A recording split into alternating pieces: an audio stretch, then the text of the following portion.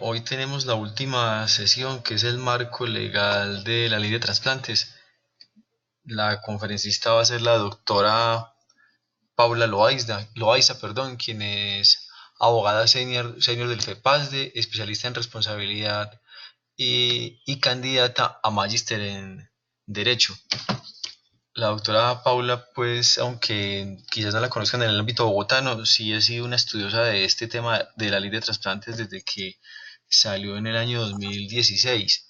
Así pues que, doctora Paula, bienvenida y muchas gracias. Muy buenas noches para todos. ¿Cómo han estado?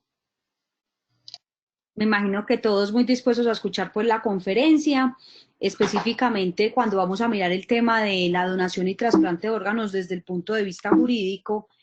Es indispensable determinar en primer lugar qué es el tema de la donación y trasplante de órganos, y para eso hay que entender que la donación de órganos y tejidos es un acto donde una persona autoriza que sus componentes anatómicos, bien sea órganos o tejidos, sean extraídos después de su muerte para ser trasplantados a otras personas que lo necesitan para vivir. ¿Eso por qué razón es importante? Porque entonces desde el punto de vista jurídico esa definición tiene un eje central, que es la definición del acto. El acto desde el punto de vista jurídico es la manifestación de voluntad que se da, manifestación de voluntad que debe estar exenta de vicios. Por esa razón es que según la nueva ley 1805 del año 2016, lo que pretende es que esa manifestación de voluntad que se manifiesta a través de un acto, ese acto se dé de manera libre y voluntaria, pero que también se encuentre una presunción efectiva si previamente uno no hizo la oposición a la donación de órganos. Desde ese punto de vista, ustedes tienen esto muy claro.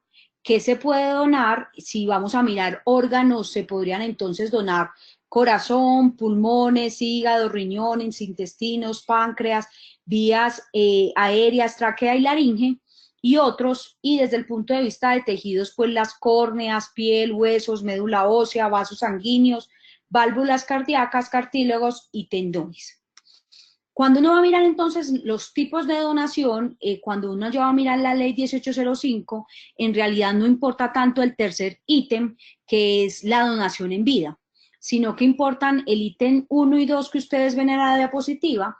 Y el primero es cuando la paciente fallece o presenta una muerte encefálica, que sería lo que se denomina desde el punto de vista científico una muerte cerebral, y se puede donar sus órganos y tejidos. En segundo lugar, existe cuando la persona muere por una parada cardiorrespiratoria, y en este caso la donación no se puede dar de los órganos, sino que solamente está permitida para darla en los tejidos en sí mismos. ¿Cómo funciona la donación? La donación de órganos en Colombia tiene como cabeza el Ministerio de Salud. El Ministerio de Salud hace parte de la red de trasplante de órganos y tejidos, que fue creada por el Ministerio de Protección Social en el año 2004, y esa red es un conjunto de redes relacionadas, redes que ustedes la ven en esta diapositiva. Entonces usted vemos que como cabeza central está el Ministerio de Salud. De manera subsiguiente está Medicina Legal INVIMA, que tiene un banco de tejidos. Después el Instituto Nacional de Salud, y hay un coordinador nacional, un comité asesor, las diferentes coordinaciones regionales que en Colombia entonces estarían por los departamentos divididos, los cuales son Cundinamarca, Antioquia, Valle del Cauca, Santander, Atlántico y Huila.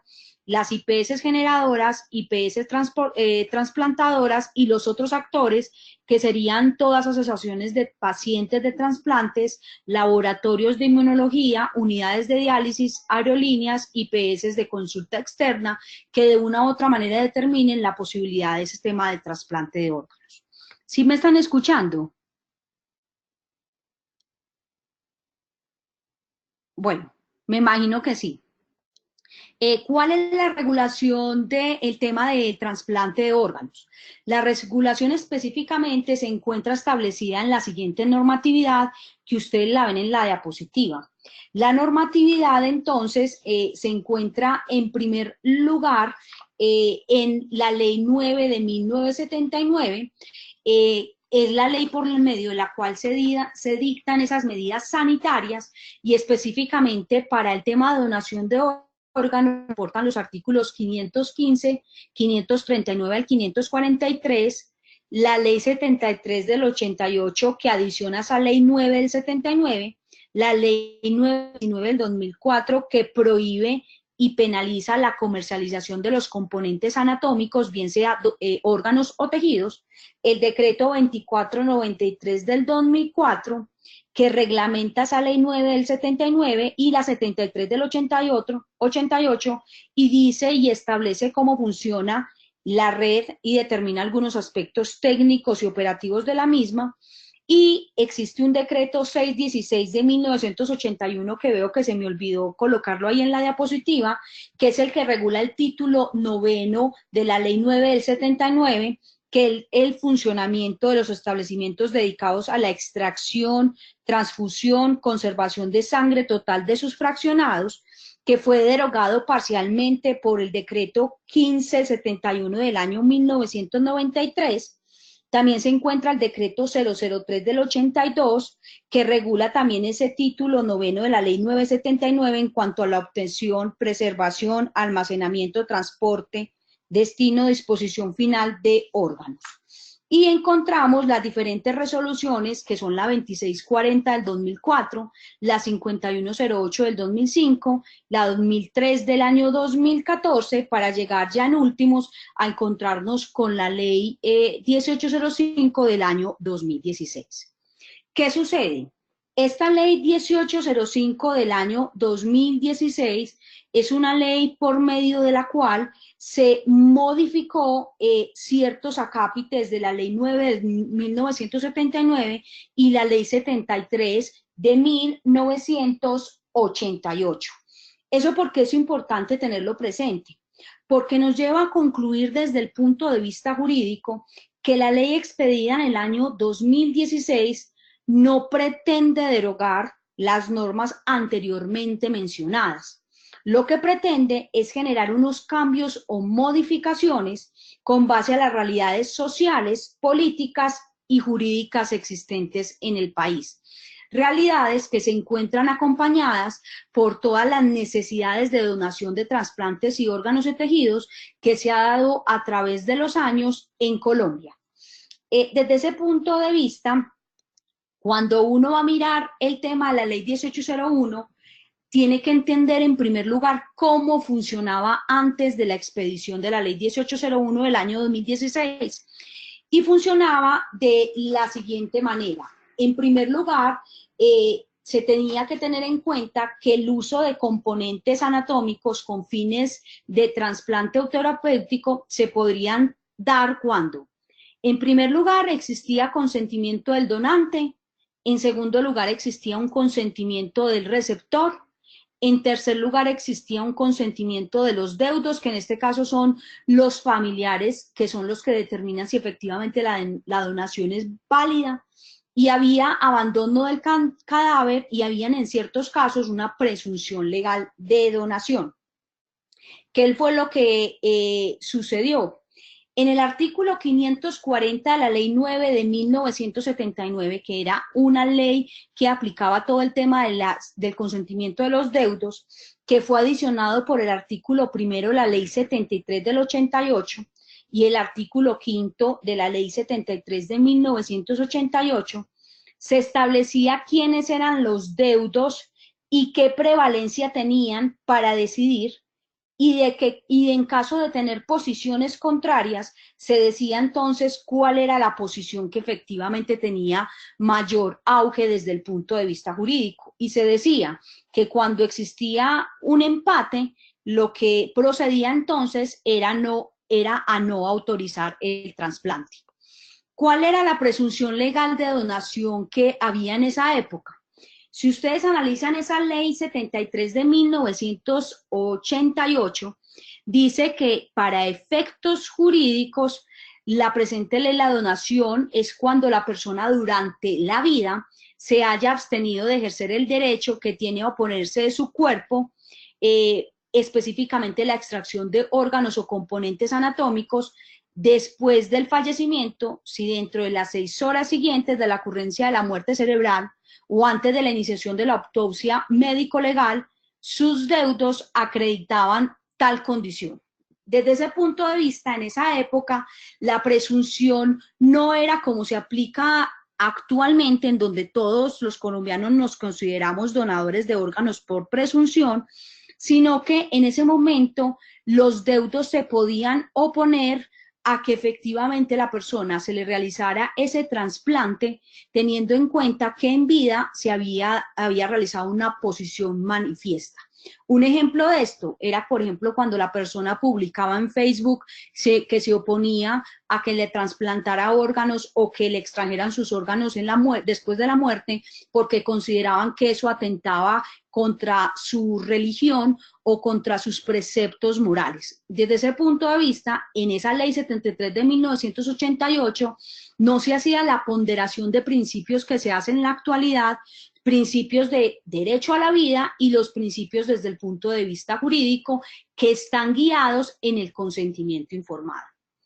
En este tema es muy importante que ustedes tengan claro que el consentimiento informado tiene como principio sólido 2 principios constitucionales, que son la dignidad humana y, en segundo lugar, el libre desarrollo de la personalidad.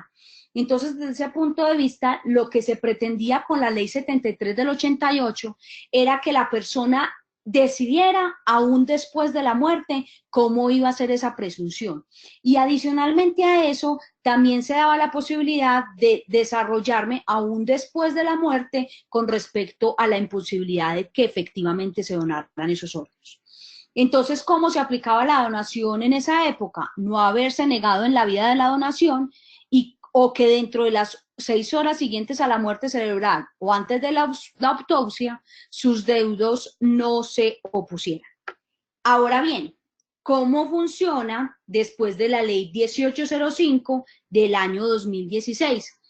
En primer lugar, es importante que ustedes tengan claro que es bastante cómico porque esta ley dice que el gobierno tendrá 6 meses para regular o decretar cómo va a ser el funcionamiento de la ley, y estamos en el año 2019 y todavía no sale un decreto reglamentario de la misma. Eso hace que las vicisitudes jurídicas con respecto a la forma de proceder en el momento de la atención de un trasplante de órgano o en el momento de tener receptores de órganos o de tejidos sea un problema de valoración de principios y de ponderación de los mismos, ponderación que desde el punto de vista jurídico se hace con un tratadista que se llama Kelsen y Hunt. Ahora bien, con la ley 1805 del año 2016, el uso de componentes anatómicos con fines de trasplante o terapéutico se puede dar entonces cuando existía el consentimiento del donante y la presunción legal, como ya se los dije, y ahora con la ley 1805 del 2016, el artículo 3 modificó el artículo 2 de esa ley y se dijo que se presumía que será donante todas las personas quien durante su vida se ha abstenido de ejercer derecho que tiene a oponerse. Entonces, para esto hay que entender cómo se da esa oposición. La oposición, también por este artículo, dice que se da o por medio de documento registrado en notaría o en segundo lugar, por documento registrado en notaría y radicado ante el Instituto Nacional de Salud, que hiciera entender que ese registro es una obligación de resultado. Sin embargo, la interpretación que se le ha dado jurídicamente a ese acápite del artículo es que es un requisito de publicidad. Y como es un requisito de publicidad, si el documento de notaría no se radicó ante el Instituto Nacional de Salud, lo que entonces se conllevaría a indicar es que usted puede controvertir también con un medio probatorio idóneo que demuestre que la persona en vía no quería ser donador de órganos. Pongo un ejemplo. Si yo hice un documento, lo registré en notaría, pero después de eso no lo radiqué al Instituto Nacional de Salud, pero yo publicaba todo el tiempo registros en Facebook de que no quería ser donador, hacía videos diciendo que no estaba de acuerdo con lo mismo, los familiares podrían demostrar que ese requisito de publicidad estaba convalidado por otro medio idóneo probatorio, como es una prueba documental que es el Facebook. Entonces, ¿esto por qué se los digo? Porque muchos tienden a entender que ese requisito de la radicación ante el Instituto Nacional de Salud es una obligación netamente de resultados, como si fuera una obligación de registro, como pasa, por ejemplo, con los bienes inmuebles, y no es así, porque el fin último de ese registro es la publicidad, y la publicidad se da para fines de las personas que necesiten averiguar si la persona es o no posible donador o tiene la posibilidad de ser donador de órganos. La segunda posibilidad de eliminar esa presunción es haciendo durante la inscripción de la APS, al momento de la afiliación, informarle a la APS que yo no quiero ser donador. Y la APS, de manera subsiguiente, después de reescribir la afiliación de la persona que no quiere ser donador, tendría entonces que informar al Instituto Nacional de Salud sobre esta circunstancia para que efectivamente la persona no se tome como donador de órganos. Entonces, ¿qué es lo único que ya se dice? Ya lo importante con la ley 1805 es no haberse negado en vida a la donación de órganos.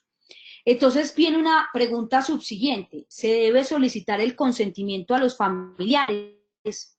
Existió una circular número 7 del año 2017, que es la única que en realidad ha tocado este tema del Ministerio de Salud, en donde dice que se debe adelantar una entrevista a los familiares con fin de establecer la relación terapéutica de ayuda y empatía. Es decir, lo que busca esta circular es más que todo para establecer las condiciones de la persona que va a ser un posible donador. Explico. Hábitos alimenticios, hábitos en cuanto a sustancias alucinógenas, o por ejemplo, si era una persona que todo el tiempo se inyectaba cocaína, para poder determinar si efectivamente la persona cumple o no los requisitos desde el punto de vista científico para ser donadores. Entonces, ¿qué nos puede conllevar a decir esto? Que la entrevista tiene un fin informativo, pero no es obligatorio hacerlo. Es decir, que los pacientes que se encuentran al momento de la muerte del posible donador no se les debe solicitar autorización. Esto como regla general. Ahorita vamos a mirar los casos difíciles que vamos a ir analizando con profundidad y los vamos a tratar de desmenuzar de una manera mucho más fácil de entender. Entonces, tener en cuenta aquí, es importante también tener en cuenta que han existido sentencias establecidas por la Corte Constitucional.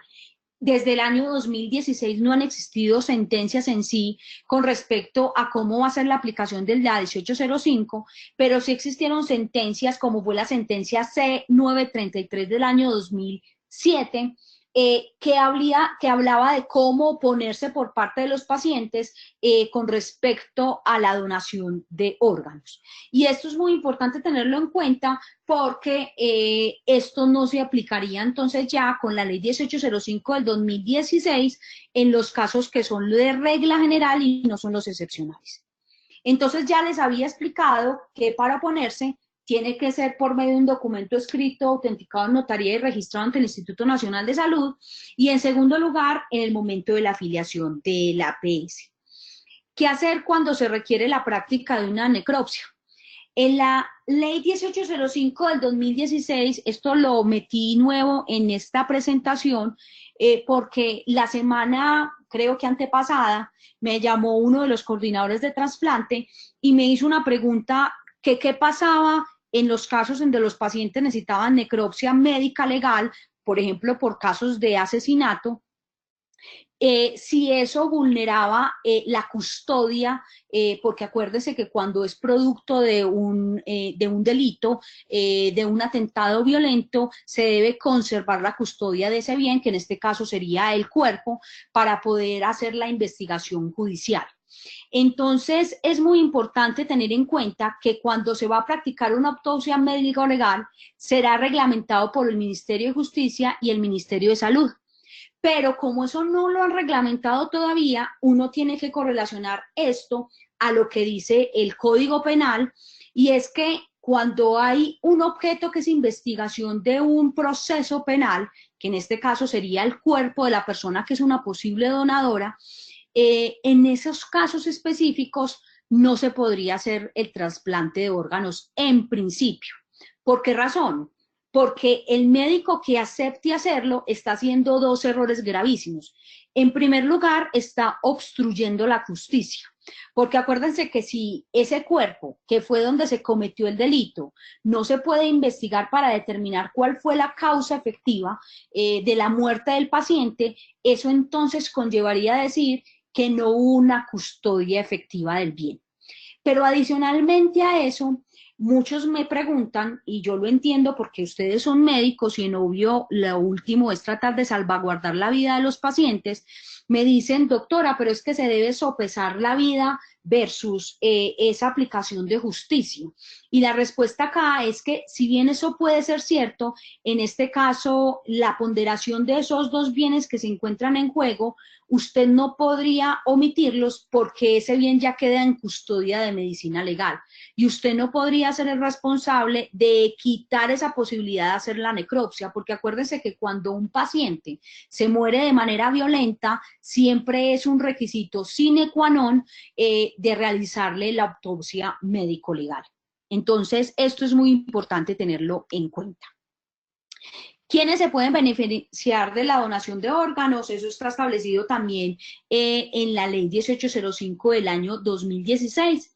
Se podrían beneficiar nacionales, extranjeros residentes en Colombia, extranjeros no residentes en Colombia, sean cónyuges o compañeros permanentes o parientes en cuarto grado de consanguinidad segundo, afinidad o primero civil del donante, extranjeros no residentes en Colombia cuando se compruebe definitivamente que esos órganos o tejidos están disponibles o son suficientes para la demanda interna. ¿Eso qué quiere decir? Que primero va a primar lo que requieran los nacionales o los extranjeros efectivamente ya residentes en Colombia sobre los extranjeros no residentes. ¿Qué beneficio tiene el registro como donante? Jurídicamente, el beneficio es exclusivamente para la persona que requiere una donación efectiva. Si hizo expresa la voluntad de ser donante de donación de órganos y tejidos y se encuentra identificado como tal, en esos casos la persona va a tener como una primacía en el momento de la necesidad de un trasplante efectivo. Ahora, muy bien, ¿los menores de edad pueden ser donantes? Esto es una pregunta muy importante porque según el artículo 15, los menores de edad podrían ser donantes de órganos y tejidos siempre y cuando sus representantes legales expresen el consentimiento informado para la donación de órganos, porque no hacerlo así entonces conllevaría a decir que se está vulnerando no solamente la patria potestad que ostentan los padres en cabeza de sus hijos, sino que adicionalmente a eso se estaría vulnerando también el derecho a los niños que desde el punto de vista constitucional tiene una gran protección.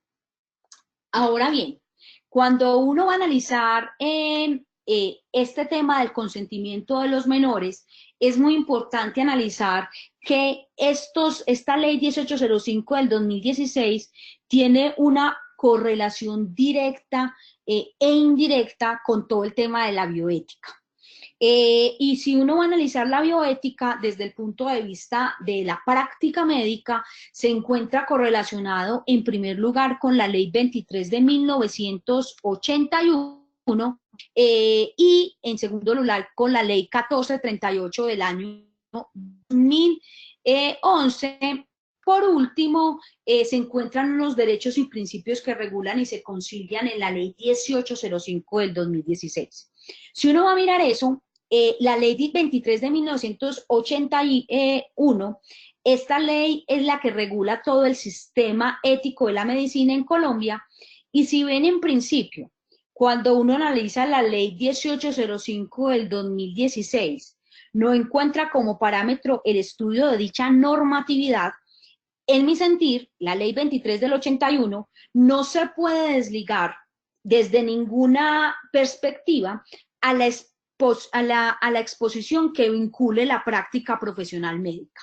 ¿Por qué razón? En última, los que hacen estos trasplantes de órganos son profesionales de la salud. Entonces, si analizamos la normatividad vigente con respecto a la donación de órganos, podemos concluir que durante todo el proceso de búsqueda, detección, notificación, atención de alertas, verificación de fallecimiento en situación de muerte encefálica o por paro cardiorrespiratorio, evaluación, selección, aceptación de donantes, mantenimiento del donante potencial fallecido en situación de muerte encefálica, extracción, preservación, transporte de órganos y tejidos, etcétera. Todos estos diferentes actores del sistema, incluyendo los médicos que hacen los trasplantes de órganos, tienen una práctica médica que se puede encontrar regulada en esta ley 23 de 1981, y más aún cuando la ley 23 del 81 en el artículo primero establece cuáles son los principios rectores de la ley, que básicamente son de la actuación médica, que básicamente son un buen comportamiento ajustado a la parte o a la cientificidad en sí misma. En segundo lugar, como les decía, la bioética y el derecho como pilar de esa ley 1805 del 2016 se encuentra también en la ley 1164 del 2007. Y esta ley es importante ya no para mirar la práctica médica como parte del esquema de la donación de órganos, sino como parte de los principios que regulan el mismo. Se aplicarían de la misma manera principios de equidad, de solidaridad, de calidad, de ética, de integralidad, concentración unidad.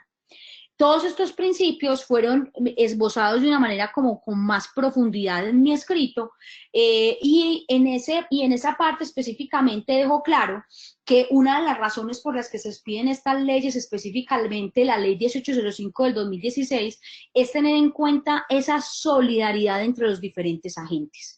Entonces, esto es muy importante tenerlo en cuenta porque esos principios rectores no se pueden aislar a la aplicación de la ley 1805 del año 2016. Y por último, teniendo claro pues este tema de los principios rectores, hay unos principios que regulan efectivamente el comportamiento del acto médico, que en este caso no se desliga a la actuación que ustedes hacen, y estos principios son el principio de beneficencia, es decir, ustedes hasta cuando están haciendo el trasplante deben tratar de verificar que a la persona que se le está trasplantando se le trate de hacer el mayor beneficio posible, y este principio se encuentra correlacionado con el principio de no maleficencia, que es no poner en riesgo al paciente cuando efectivamente sus condiciones científicas, comorbilidades y patologías asociadas no ameritan el tratamiento en sí mismo. También existe dentro de esos principios que regulan o se concilian en esa ley 1805 el de la autonomía. Con este principio entonces se reconoce que todas las personas en Colombia tienen una capacidad de ejercicio. Es por esa razón que esa ley 1805 solamente hace la presunción a esos mayores de edad, porque se supone que la capacidad de ejercicio se obtiene a partir de los 18 años de edad, es decir, que son ellos los que son capaces de tomar decisiones por ellos mismos. Por tal motivo, con esa ley 1805 del 2016, no se dejó a un lado este principio, al contrario, se sigue tomando en cuenta la voluntad del ser humano, puesto que si bien no hubiera sido así, no se hubiera establecido el artículo 4 de la ley, que es la oposición a la presunción legal de donación. Es decir, si no hay posibilidad de oponerme, tampoco entonces se podría hablar que la ley 1805 tuvo como base la autonomía de decidir. Y por último, la justicia basándose específicamente en esa equidad de la participación del sistema de salud para aquellos que efectivamente lo requieren. Ahora bien, yo creo que ustedes ya tienen muy claro que la ley 1805 trae una presunción general que en principio es aplicable para los mayores de edad. Pero hay unos casos difíciles y esos casos difíciles han tenido una contextualización de los diferentes tratadistas, específicamente los civilistas, que tratamos como la diferenciación entre el cuerpo humano y el cadáver. Y específicamente aquí se debe partir de la base de lo que en este caso se tiene que entender qué pasa con la donación tras el fallecimiento. Entonces la pregunta o problema jurídico de este tema del cuerpo humano y el cadáver es determinar cuando se da la donación tras el fallecimiento, ¿estamos frente a un cuerpo humano o estamos frente a un cadáver? Y si estamos frente a lo uno o lo otro, ¿cómo se puede considerar jurídicamente el cuerpo humano y el cadáver? Si lo vamos a analizar así, esta pregunta para los abogados en Colombia entonces sería muy lógica y a su vez podría ser un poco absurda, ya que en principio todos pensaríamos que estamos frente a un cadáver porque ya está muerto. Sin embargo, este concepto debe quedar claro para aquellos que no son legos en la materia, es decir, no son abogados, porque de allí se desprende todo el análisis jurídico que voy a hacer de manera subsiguiente para analizar los casos difíciles. En primer lugar, entonces, para poder entrar a responder esta pregunta, se hace necesario que se explique que en Colombia existe una diferenciación entre bienes y las cosas, en donde las cosas son aquellas que existen en la naturaleza y que se pueden percibir por los sentidos y apreciar materialmente. Mientras que los bienes son aquellas que el hombre puede apropiarse y le sirven para satisfacer sus necesidades y las mismas no están excluidas del comercio. Así, por ejemplo, el agua del mar, el sol, una casa, solamente puede ser considerada una cosa. En ciertos casos, la casa puede considerarse un bien. Pero cuando uno va a hablar del cuerpo humano y del cadáver, indiscutiblemente no puede ser un bien. Y no puede ser un bien porque no puede atentar, no puede considerarse que se puede tener propiedad sobre él mismo. El cuerpo humano entonces es considerado parte integral de la persona, la cual es sujeto de derecho y por tal razón, desde el punto de vista jurídico, no es una cosa y mucho menos puede llegar a tener la calidad de bien. Lo anterior no quiere decir que algunas partes del cuerpo humano pueden llegar a tener la calidad de cosa, como por ejemplo el semen, el cabello, las uñas, los dientes. Los ejemplos anteriormente esbozados se ponen obviamente a los órganos humanos, líquido sanguíneo encefalorraquídeo, ya que estos no pueden calificarse nunca como bienes, ya que el hombre no podría vender un riñón, no podría vender un hígado, siempre debería existir una donación efectivamente regulada, como en este caso sucedió en la ley 1805 del año 2016. Entonces, para entender esa posición, como el cadáver, en este caso, ustedes se enfrentan ya a cadáveres, los cadáveres son considerados como un residuo del ser humano que ha perdido la vida, técnicamente se llaman restos mortales, y esta definición entonces nos lleva a concluir o nos lleva a preguntarnos si el cuerpo humano no es cosa ni bien, ¿qué sería entonces el cadáver? Y el cadáver entonces existen tres posturas. Una primera que dice que tiene una categoría jurídica nula, en tanto no puede ser cosa, ya que si bien puede ser percibida materialmente, es algo inerte. Hay otros que consideran que es una cosa porque es igual a cualquier objeto corporal. Y hay otros que dicen que no es una cosa, pues no puede ostentar nunca la calidad de bien. Entonces miren que es muy complejo desde el punto de vista jurídico cuando se van a analizar los casos difíciles, porque ni siquiera la doctrina desde el punto de vista jurídico ha podido definir cuál es la definición jurídica de cuerpo humano y cadáver. A raíz de eso, entonces, hemos analizado casos que se dan todos los días en la práctica de ustedes, casos en donde son considerados unos casos difíciles. ¿Por qué casos difíciles? Porque, vuelvo y les repito, la ley 1805 en principio habla que la presunción se aplica para esos mayores de edad, pero en ningún momento hace una alusión, y como tampoco ha salido el decreto reglamentario, que diga efectivamente qué pasa en los casos difíciles en donde existen menores de edad o en donde hay una capacidad de discernir de manera absoluta. Entonces, si ustedes vieron el escrito, básicamente cuando se habla de menores de edad, los menores de edad hay que analizar en primer lugar que es distinguir que en el análisis que se hace con respecto al tema de los menores de edad, se hace en cabeza de las personas naturales. Todos nosotros, los acá presentes, tanto esta expositora como cada uno de los asistentes, es una persona natural. Aquella que por definición se encuentra en el artículo 74 del Código Civil, es decir, son todos los individuos de la especie humana, cualquiera sea su edad, sexo, estirpe o condición. Si uno va a mirar eso, entonces la persona natural somos cualquiera de nosotros. ¿Qué dice la ley 1805? Que todas las personas naturales, en principio mayores de edad, tienen presunción de donación de, perdón, son donadores de órganos. Pero ¿qué pasa entonces con los menores de edad? Para esto entonces se debe analizar en primer lugar qué pasa con los menores de edad en cuanto a su capacidad. Los menores de edad tienen dos tipos de capacidad. La primera capacidad es la capacidad de goce. Y la capacidad de goce se adquiere desde el momento del nacimiento, porque es la posibilidad de adquirir derechos y obligaciones.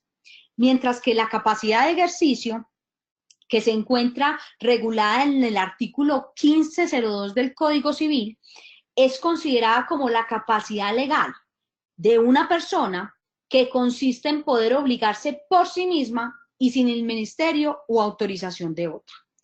¿Por qué esto es importante? Porque pareciera ser que en estos casos difíciles la capacidad de ejercicio nunca está en cabeza de la propia persona, sino que la capacidad de ejercicio es trasladada a otra persona, persona que es considerada en Colombia el que ostenta la patria potestad.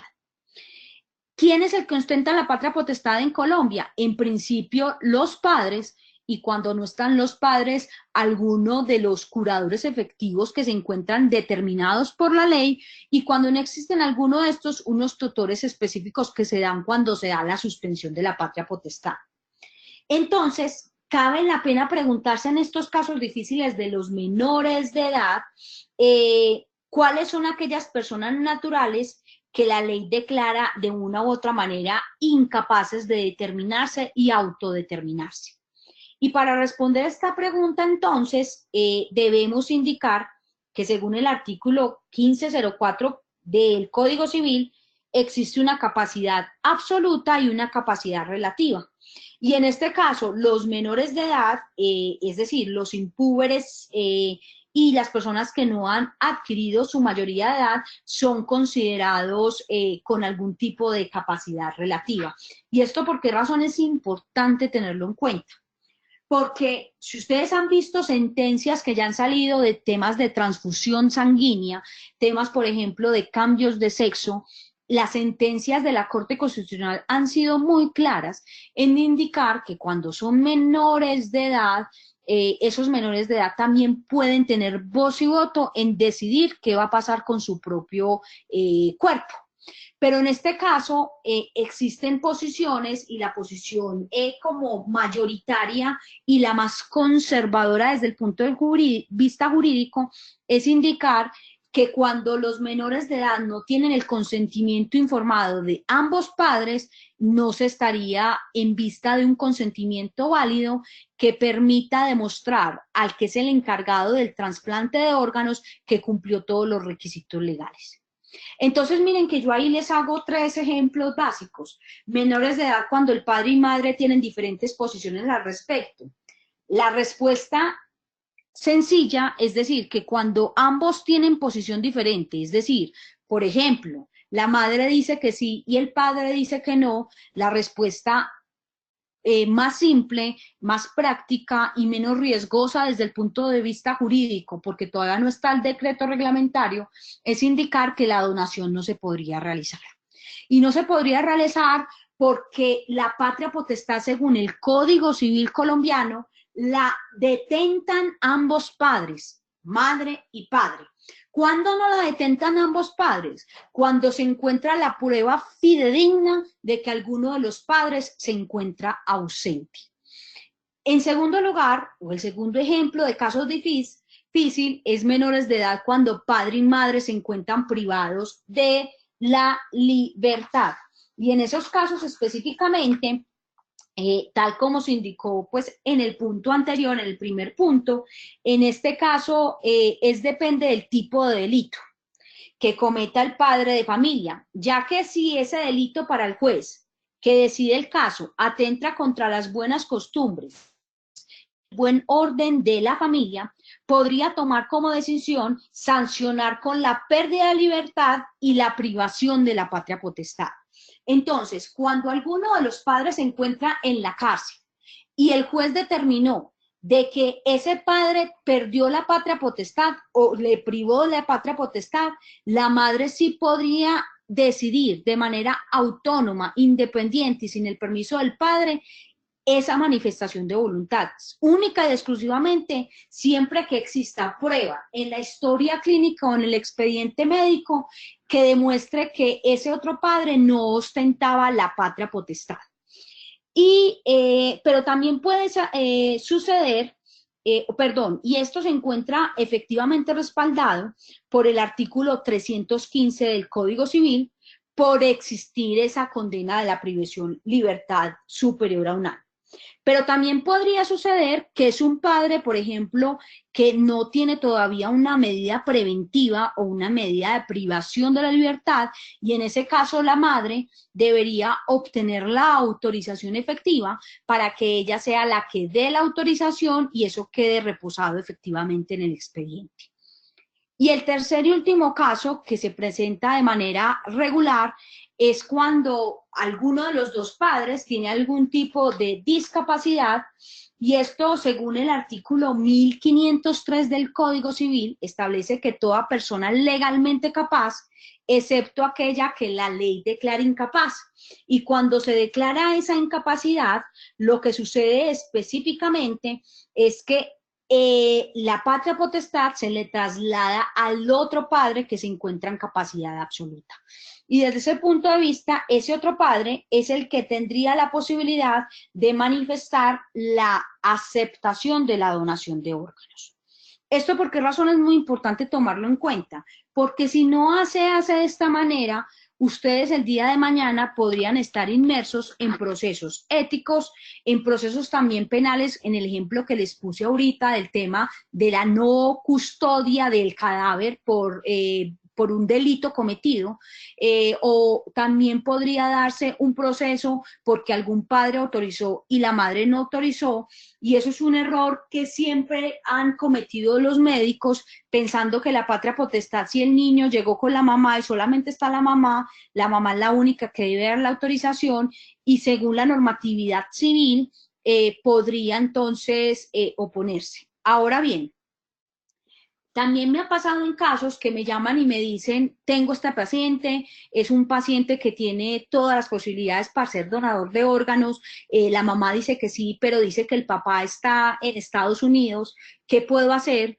En esos casos específicamente, si usted se quiere tomar el riesgo de realizar efectivamente la donación, tiene que hacer que la mamá certifique que el papá efectivamente no está y colocar la anotación efectiva de por qué está realizando tal decisión, porque y manifestando que teniendo en cuenta el principio de buena fe y que la madre dice que el padre tampoco se opone, en ese caso entonces se aceptaría. Estos casos difíciles han sido estudios, nosotros hemos estudiado desde que salió la expedición de la ley 1805 y desde todo el momento que ha existido diferentes reyes y disoluciones, porque en realidad ninguna se encuentra en definitiva derogada, y hemos encontrado que las soluciones no se encuentran ni siquiera en las leyes de trasplante de órganos, sino que se encuentran de manera correlativa en todo el ordenamiento jurídico que se encuentra reposado en el Código Civil y en la Constitución Política. Entonces eso hace que también al momento de analizar cada caso difícil, diferente a estos planteados, se tenga entonces que tomar decisiones dependiendo de lo que esté pasando en cada momento. Esa es la presentación que les tenía, no sé si tengan preguntas.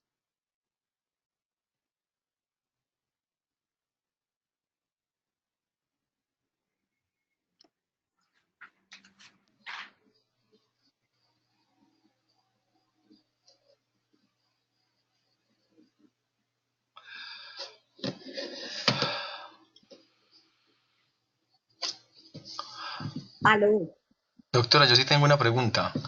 Una vez Sí, nos tocó el caso de un muchacho que había fallecido, eh, sí, estaba intramuralmente pues en el Instituto de Medicina Legal, iba a ser donante de córnea y de hueso.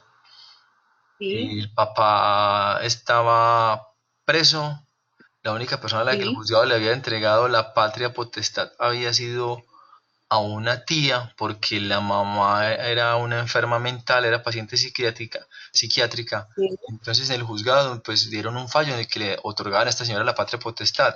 Ella fue para Estados Unidos, dejó un poder pues amplio para que pudiera en cualquiera de sus Bien. propiedades permutarla, venderla, dejó todo escrito para las propiedades, pero no contempló qué hacer con ese menor de edad. En ese caso, ¿qué se hace?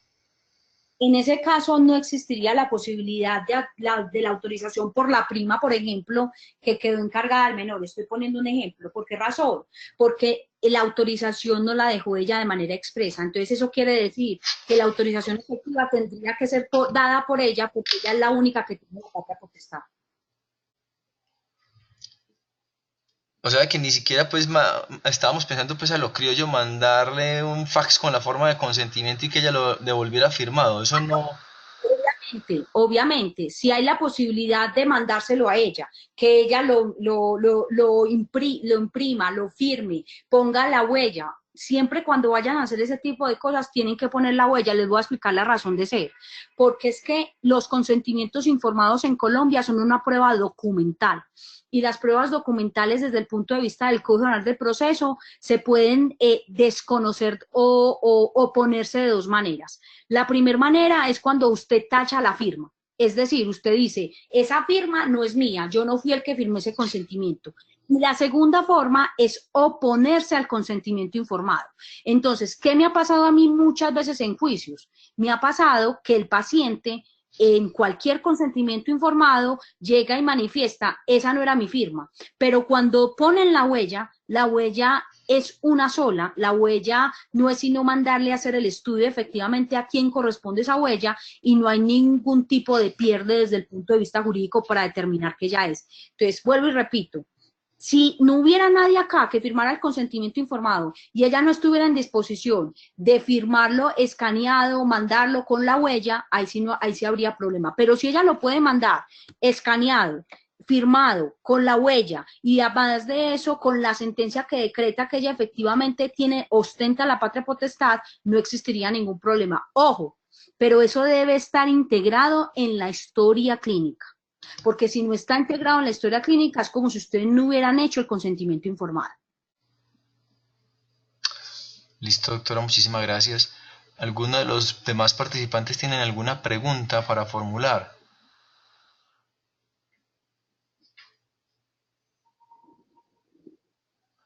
Bueno, como nos dijo el doctor. Ay, doctor, buenas noches. Una inquietud. Si la ley 1805 del 16 no hay un decreto reglamentario, legalmente, ¿cómo estamos? Legalmente hay un limbo judicial, un limbo jurídico. ¿Por qué razón? Porque las interpretaciones que se están dando es con aplicación de los otros códigos existentes, las otras leyes y resoluciones que yo se las mencioné al principio, y es netamente interpretativa. Es decir, aún no ha salido el decreto que diga cómo se debe aplicar esa ley y lo que se debe hacer es con base a la interpretación de la normatividad que está vigente para poder tomar las decisiones. ¿Cuál es el problema de esto doctora, el problema de esto radica en que la normatividad tiene que ser estudiada en su integralidad, porque en Colombia la ignorancia de la ley no es justificación, no es excusa. Entonces, cuando uno va a analizar, por ejemplo, el caso del menor, en el caso, por ejemplo, de la privación de la libertad, tiene que analizar los artículos de privación, tiene que analizar los artículos del Código Penal que hablan de privación, a ver si se eliminó la patria potestad. Tiene que analizar si efectivamente la sentencia así regula que él tiene la patria potestad. Tiene que mirar la sentencia que decreta la patria potestad para poder determinar si efectivamente en esa sentencia, si está determinado quién va a ser el que ostenta la patria potestad. Porque si no se hace así, lo que conllevaría es que ustedes, los que trabajan en todo el tema de trasplante de órganos, estén en un riesgo jurídico muy grande. Por ahora es un problema, obviamente el día de mañana si hay un proceso, y un proceso en donde alguno de ustedes los demande, la defensa sería demostrar que la nación, en cabeza del Ministerio de Salud, no reglamentó de manera oportuna esta ley 1805 del 2016. Pero eso no sería tampoco una justificación, porque se supone que ustedes deben de tener abogados que tengan la posibilidad de salir de esos limbos jurídicos. Gracias, muy amable. Con mucho gusto. Doctora, de todas maneras, muchísimas gracias. Si hubiesen más preguntas, pues a lo largo de la semana se pueden hacer a través del foro. Y muchísimas Sí, gracias a los demás asistentes y a usted por su disertación. Muy amable y que tenga buena noche. lo mismo, que estén muy bien, que tengan una feliz noche.